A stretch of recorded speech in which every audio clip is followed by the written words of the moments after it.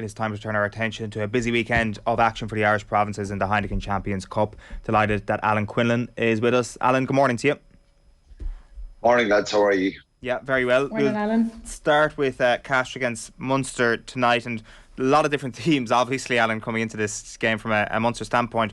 Really interested in the RG Snyman situation, though. First off, I saw you on Twitter saying that he's become a club legend. That I get the sense from your tweet that he's that you think that he's doing Munster not a favour, but he is going to be held up, and as somebody that the Munster fans have a huge amount of respect for after the decision this week, which is interesting because I would have thought before this week that Munster could have been doing Snyman the favour by, I guess, giving him another deal, by staying loyal to somebody who is unfortunately, and it has just been a complete desperate lack of luck, who has unfortunately had two terrible injuries. So what's informing you, or what part of your head is telling you that this is actually Snyman doing Munster the solid rather than the other way around? No, I think it's definitely going both ways. You know what I mean? The tweet was in jest a little bit, but I think I had a feeling straight away that he could have easily have left. He had a few offers from Japan. He had French clubs, English clubs, and people responded to that tweet saying that he had very few offers. It's not true. He had plenty of offers. Could have easily went and signed and made a lot more money elsewhere. And that's how it was that's the way I was feeling, that he could have walked away, and they could have kind of said, right, it was a bad investment. We lost a fair bit of money on this, but I think they have a chance. He's when I said that he's shown loyalty, he's actually taken a pay cut to play with Munster because he wants to try and repay the support and obviously the loyalty that they've shown to him, which I just think is a really good sign of his character. You know, if RG Snyman went, I think it would just been forgotten about and a bad luck story and stuff for both player and for Munster. But I know for a fact that he could have easily have went to a number of clubs, and he decided to stay because, you know, Johan probably convinced him to come to Munster, and Damien Dialende, he's close to him as well. So he's the one staying behind, really. And the reason for that is not to make more money, because he'll still be on a decent contract, but he's taken a pay cut and he wants to try and repay Munster. I just think it's a good sign of the guy's character that he actually wants to put on a Munster jersey, get a continued spell there, and be able to, in 2 years' time, if he leaves, say, well, look, the start of the journey was terrible, but hopefully there's a happy ending to it, and for him and for Munster, which, you know, I just think he in fairness, obviously both sides have shown loyalty, and Munster gave him the opportunity to stay on. But you know yourself, on a fully fit RG Snyman, and bar some more disastrous luck, we always say people deserve a little bit of luck. There's no guarantee with that. But I think everybody in World Rugby would love to see him playing again. Of course. And hopefully we see that. Absolutely, and to be honest, I wasn't sure if there was other offers there, but it's good to know that there actually was, and that is an important element of the story when we're analysing RG Snyman's relationship with Munster. We're just going to rattle through some of the other storylines, because there are a lot this week, Alan, and just looking at the team for tonight, like Jack Crowley, and I guess his start to his Munster career has been spoken about quite a lot, about this idea of should Jack Crowley maybe leave Munster to try and get a little bit more game time. But the opportunities don't get much bigger than, you know, an Inter-Pro derby one week and then starting in the Heineken Cup the following week. Has he got it in him to take this opportunity? Yeah, he has. I think there's something about this fella that is going to come really good. I think we saw the way he played in the under-20s. He's composed, he's confident.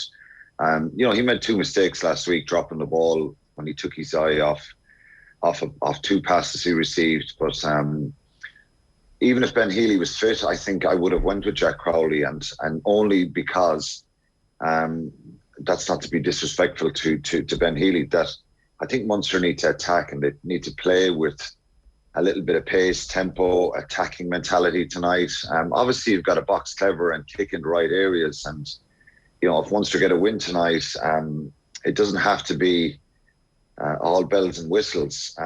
But I just think they're going to have to go for it a little bit of times, because We saw what Cass can, the way they smother teams. They've made wholesale changes and they're very hard to analyse. I looked at their team. There's some very good players in their team, but it's hard to figure out what their mentality will be like. I think Munster are a big scalp for them. There's a bit of rivalry between the two sides, and even though effectively you could say they're out of Europe after losing their first two games at home to Quins and away to Munster, they'll not like nothing more than to beat Munster tonight. So it's a tricky one. So I'm glad Jack Crowley is there, and I really hope for his sake and for Munster's sake and for everybody, because I think this guy has the potential to go all the way, and he has that ability.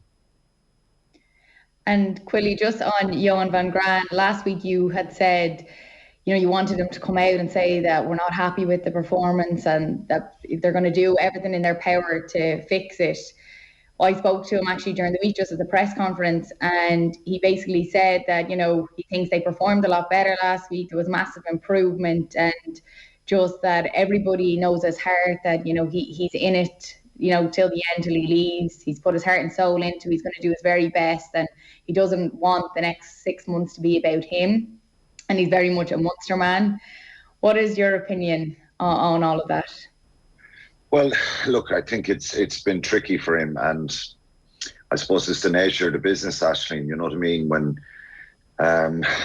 whether people are like it or not, Munster are a big story all the time, and he's managing a big club. He's going to probably have to deal with it. And although the performance and the win last week was so much better, a bad performance tonight, and it's going to be a negative week next week. That's just the reality of it. But look, enough has been said probably from him, and I think it's probably difficult straight after a game. It's probably not.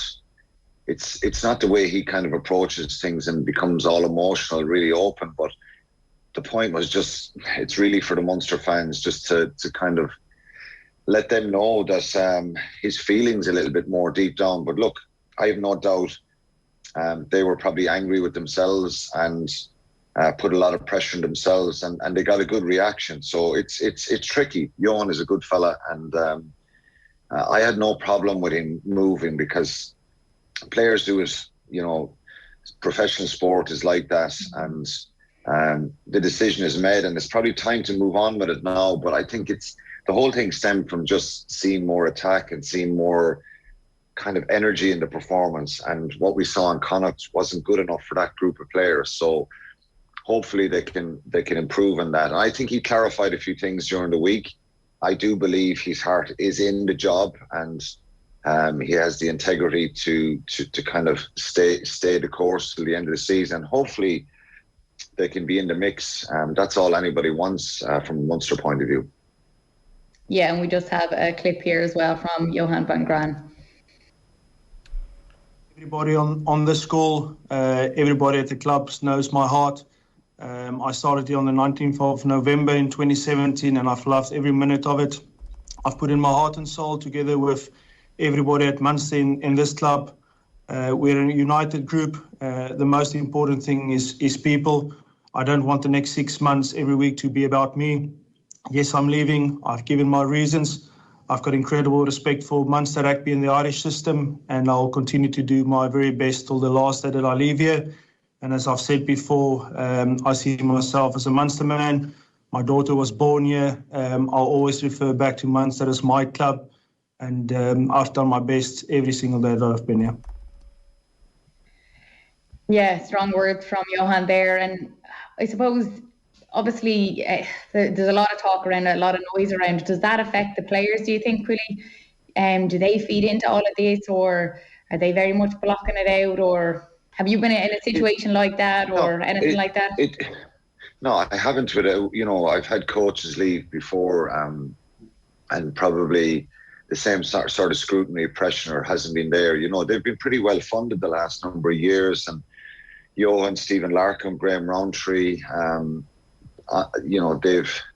they're big coaches, they're big names. So I think the pressure has ramped up a little bit. And, I think the players, they've got to show their own leadership now and step up. And they're not exempt from the criticism either. It wasn't all about the coaching ticket in the Connacht match. The players were really poor as well. So collectively they've tried to use it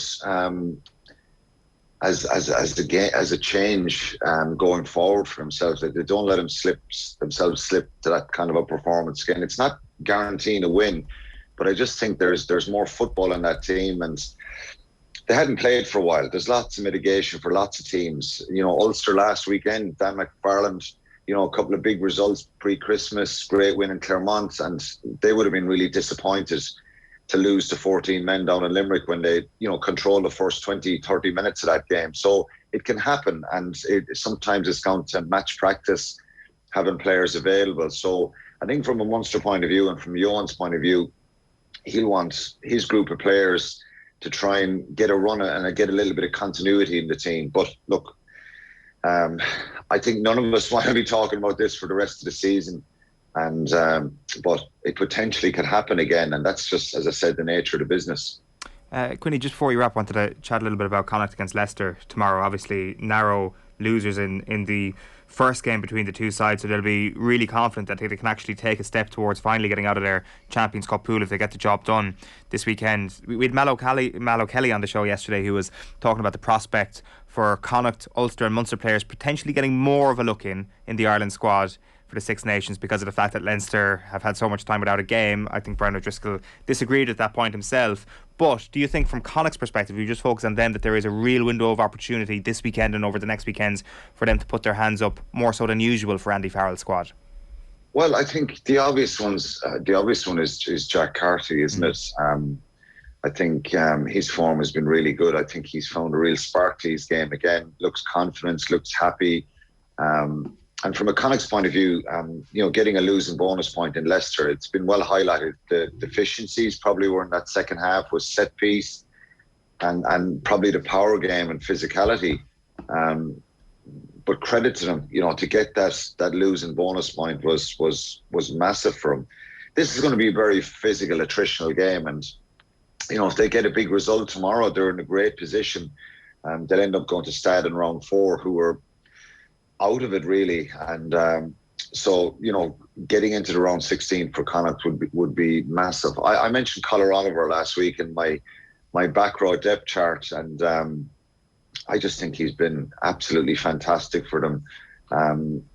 Reminds me of a more aggressive Neil back, because people nowadays in particular will it's always been the case, will talk about the size and the power, and you want bigger players and stuff like that. But Conor Oliver is over 100 kilos, and he's very powerful, very quick, and I think there's a lot of contributions he can make in a game, and he's been doing that with Connacht. So if he has a big couple of weeks, he could certainly be in the mix for involvement in the Six Nations. But overall, I think Connacht, like I said, they've got to deal with that power from Leicester and kind of weather the storm at times. I always said as a player, there's times in games where you're hanging on, and they're the times where you win these type of games. Steve Borthwick has done a brilliant job with Leicester. They lost last week to Wasps. Wasps probably gave a little bit of a template of how to play against them. Just being really forceful and aggressive and accurate at the breakdown, and really good line speed, which Connacht do. The other area, they've got to be just careful with the discipline. I think they're so enthusiastic getting off the line. Yeah. And you don't want to be giving George Ford penalty opportunities, because Leicester will happily just kick the ball over the bar tomorrow, win the game and get out of there. So there's a couple of areas, but I'd be confident that they can get a good performance and a big performance tomorrow.